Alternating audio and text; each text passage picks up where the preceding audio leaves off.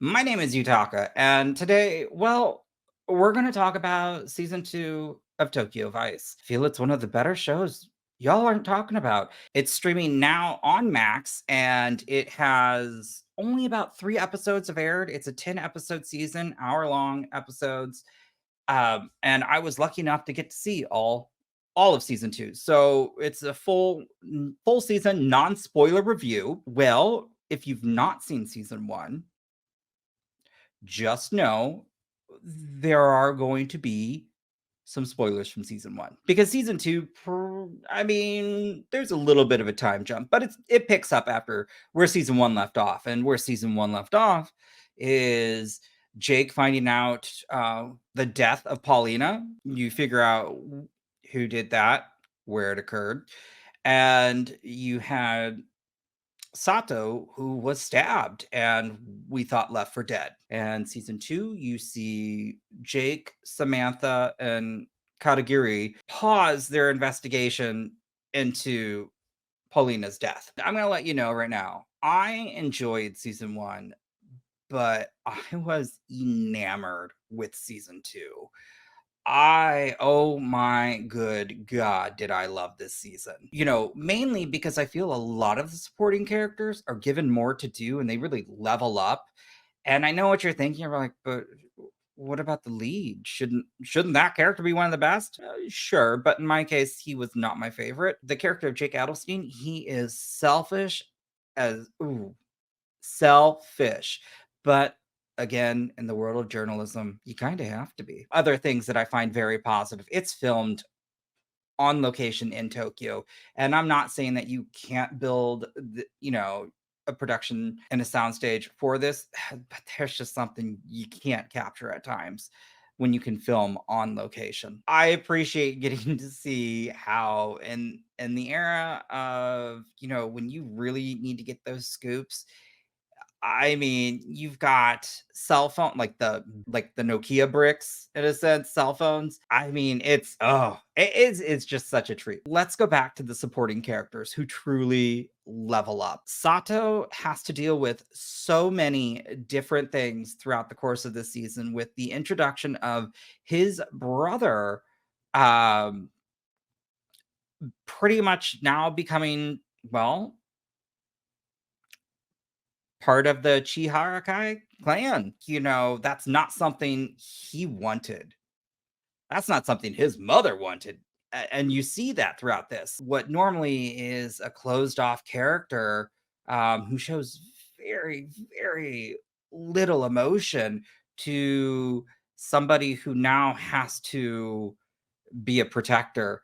And I feel at times he's literally pleading. It's very fascinating to me, um, where his character goes this season because of his brother Kaito. It's wild. And then you also have Samantha, who, she's now running her club. She is now a mama-san, and she is all about protecting her girls. They are her responsibility, and I feel like it really gives a new appreciation of that character. I would honestly say those two are the standouts this season. But you've got the introduction of several other characters. You've got also now a new female detective who is here to lead a task force to bring in the yakuza, and that is Shoko Nagata. And guys, I know I'm probably butchering some of these names, and I am doing my best. So don't come for me, even though your name like Utaka, and you'd be like, wait a minute.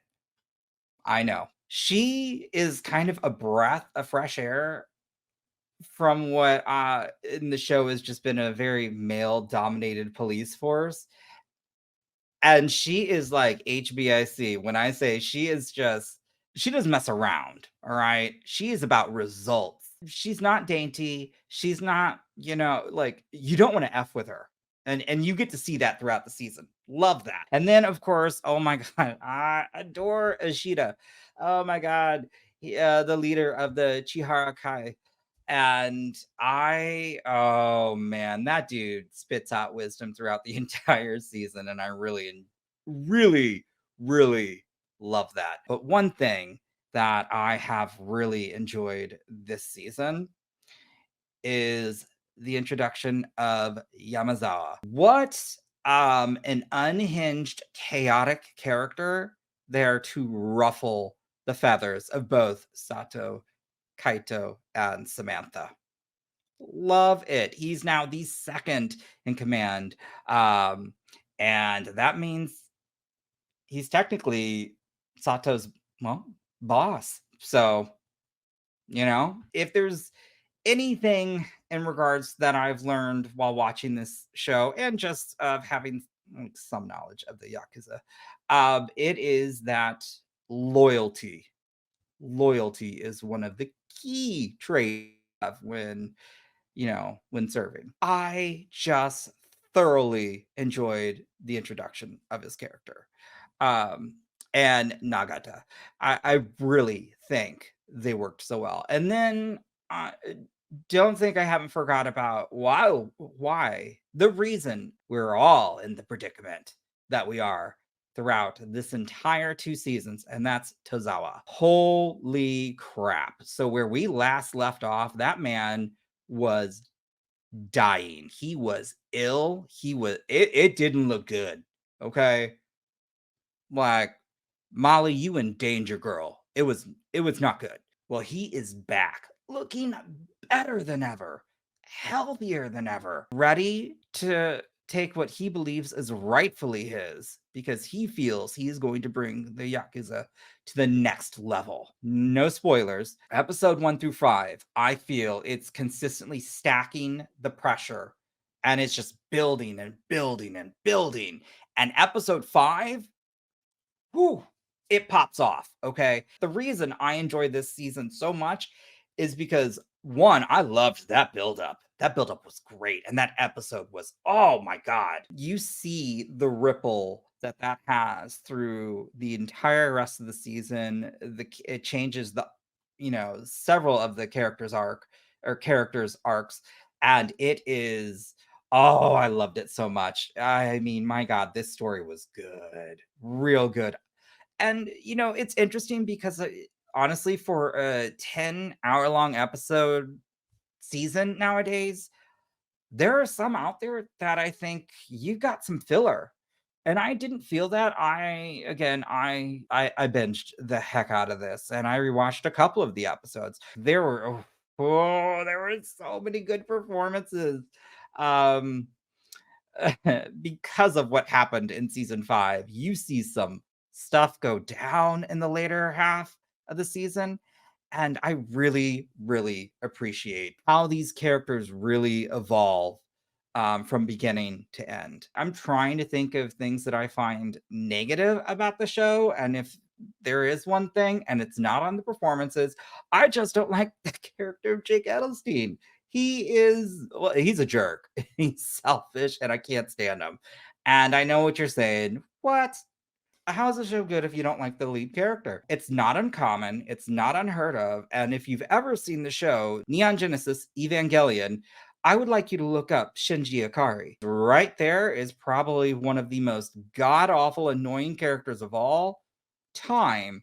And that is also one of my favorite anime series of all time. It's possible. However, you need to have a strong supporting cast, and this does. That's a great story. Again, I feel like 1 through 5 is just building you up, and then you are constantly then coming down from the high that is episode 5, but to something that is very just like it's satisfying. There are you're not gonna get every payoff, but there are some things you're like, I needed that.